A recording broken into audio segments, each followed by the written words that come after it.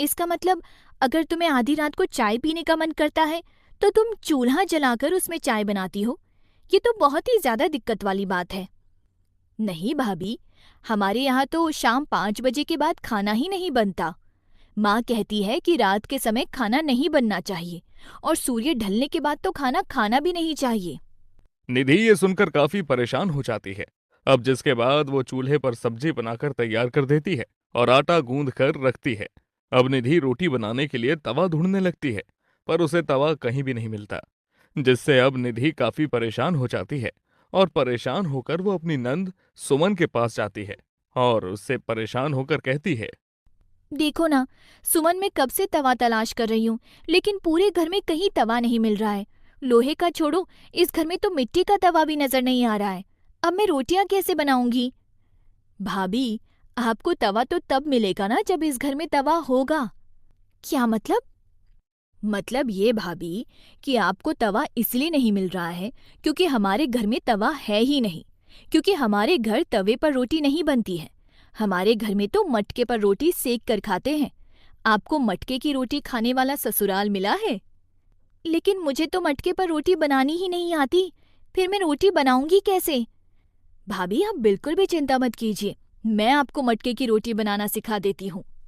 इसके बाद सुमन निधि को मटके के ऊपर रोटी बनाना सिखाती है। वो सबसे पहले चूल्हे के ऊपर एक टूटा हुआ मटका रखती है और जैसे ही चूल्हे की आंच से मटका गर्म हो जाता है, वैसे ही वो बेली हुई रोटियां उसके ऊपर रख देती है। अब जैसे ही एक तरफ से रोटियां सिकती हैं, तो वो उन्हें दूसरी तरफ से भी सेक कर सीधे चूल्हे की आंच में अच्छे से पकाती है। सारी रोटियां बहुत ही अच्छे से फूल जाती हैं। ये देखकर निधि कहती है। अरे बाप रे! ये सारी रोटियां तो बहुत अच्छी तरह से फूली हुई हैं। देखने से ऐसा लग रहा है कि जैसे किसी मशीन से निकली है। तवे के ऊपर कभी इतनी अच्छी रोटियां नहीं बन सकती और रोटी मेकर में तो वैसे भी कच्ची रोटियां बनती हैं। सुमन, तुम सच में बहुत टैलेंटेड हो। वो सब तो ठीक है भाभी, लेकिन आपको एक बात बता दूं कि भले ही रोटियां आज मैंने बनाई हैं, लेकिन आगे से आपको ही बनानी होगी, क्योंकि अगर माँ को ये पता चला कि रोटियां मैंने बनाई हैं, तो वो आप पर बेकार में गुस्सा करेंगी। इसलिए कल से आपको ही रोटियां बनानी है। इसलिए अच्छे से रोटियां बनाना सीख लो, क्योंकि आपका ससुराल मटके की रोटियां खाने वाला ससुराल है। अब निधि और सुमन तुरंत ही खाना बनाकर सभी घर वालों के आगे परोस देती हैं। लेकिन जैसे ही निधि की सास शालिनी ने वो रोटी खाई तो खाते ही बोली। बहू, ये रोटियां तो बहुत अच्छी बनी है, गरम गरम और बहुत मुलायम भी। लेकिन तुम्हें लगता है कि तुमने मुझे बेवकूफ समझा है। तुम्हें ये नहीं पता कि मैंने अपने ये बाल धूप में सफेद नहीं किए हैं। ये रोटियां तुमने नहीं, बल्कि ये रोटियां सुमन ने बनाई हैं। वो मेरी बेटी है और मैंने कई सालों तक उसी के हाथ की रोटी खाई है। इतना तो मैं जानती हूँ कि ऐसी रोटी कौन बना सकता है। माँ, भाभी को मटके की रोटियां बनानी नहीं आ रही थी, इसलिए मैंने बना दी। कल से भाभी ही मटके की रोटियां बनाएंगी। कोई बात नहीं, निधि ने आज रोटियां नहीं बनाई तो क्या हुआ? कल से तो निधि रोटियां बनाएगी। और वैसे भी सुमन भी कल से अपना कॉलेज ज्वाइन कर रही है, तो फिर सुमन के पास तो वैसे भी समय नहीं होगा।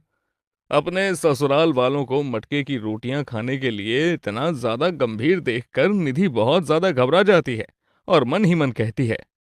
अरे बाप रे! मेरे ससुराल वाले तो मटके की रोटियां खाने के लिए कुछ ज्यादा ही पागल हैं। अगर मुझे पहले पता होता कि मेरा ससुराल मटके की रोटी खाने वाला ससुराल है, तो मैं कभी भी इस घर में शादी करके नहीं आती। इन लोगों को पर्ची में लिखना चाहिए था ना कि उनकी क्या-क्या डिमांड है। दहेज के साथ-साथ ये भी लिखना चाहिए कि मटके की रोटियां बनाने वाली बहू चाहिए। इस तरह निधि अपने ही मन में खुद से बातें कर रही होती है और थोड़ी देर बाद अब सभी लोग खाना खाकर अपने अपने काम में व्यस्त हो जाते हैं। अगले दिन अब निधि किसी तरह चूल्हा तो जला लेती है, क्योंकि वो जब अपनी नानी के घर छुट्टियों पर जाया करती थी तो उसे चूल्हा जलाने का थोड़ा सा अनुभव था। इसलिए वो चूल्हा आसानी से जला लेती है। उसके बाद वो जैसे ही मटके के टुकड़े को चूल्हे के ऊपर रखती है तो चूल्हा तुरंत ही टूट जाता है। तभी वहां उसकी सास आकर खड़ी होती है। निधि बहू, तुम कोई भी काम ढंग से नहीं कर सकती हो क्या? आज मेरी बेटी कॉलेज गई है तो तुमसे रोटियां तक नहीं बनी है। अब तुमने मिट्टी का चूल्हा भी तोड़ दिया।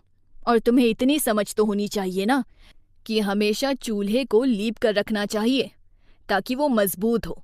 लेकिन तुमने ऐसे ही उस पर रोटियां बनाने के लिए मटका रख